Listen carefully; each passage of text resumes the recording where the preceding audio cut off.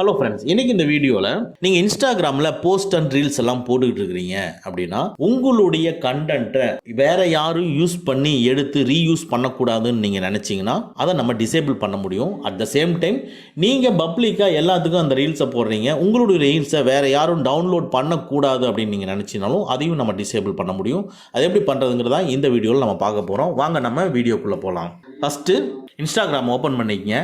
அதில் பாட்டம் ரைட்டில் இருக்கிற ப்ரொஃபைல் ஐக்கானை கிளிக் பண்ணிக்கங்க. டாப் ரைட்டில் இருக்கிற 3 லைன்ஸை கிளிக் பண்ணிக்கங்க. இப்போ லைட்டாக நீங்கள் ஸ்க்ரோல் பண்ணீங்கன்னா ஷேரிங் அண்ட் ரீயூஸ்ன்னு இருக்கு, அதை கிளிக் பண்ணிக்கங்க. இதுக்குள்ள பாருங்க, allow people to create with and reuse your content அப்படிங்கிறதுல போஸ்ட் அண்ட் ரீல்ஸில் ரெண்டுலையுமே நம்ம எனேபிள் கொடுத்துருக்கோம். இது எனேபிள் கொடுக்கறது மூலமாக உங்களுடைய கண்டென்ட்டை மற்றவங்க எடுத்து ரீயூஸ் பண்ண முடியும். அதனால இது ரெண்டையுமே டிசேபிள் பண்ணிருங்க.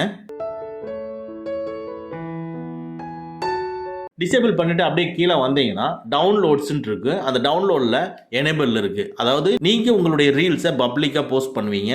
அப்போ யார் வேணும்னாலும் உங்களுடைய ரீல்ஸை டவுன்லோட் பண்ண முடியும். ஸோ தட் நம்ம அதை எனேபிளில் கொடுத்ததுனால டிசேபிள் பண்ணிடுங்க. வேற யாரும் இனிமேல் உங்களுடைய ரீல்ஸை டவுன்லோட் பண்ண முடியாது. இந்த வீடியோ உங்களுக்கு பிடிச்சிருந்தனா லைக் பண்ணிக்கங்க.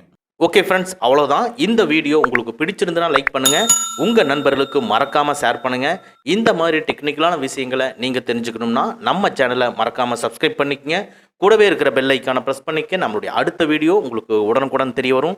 Thank you friends, thank you very much. see you again in next videos.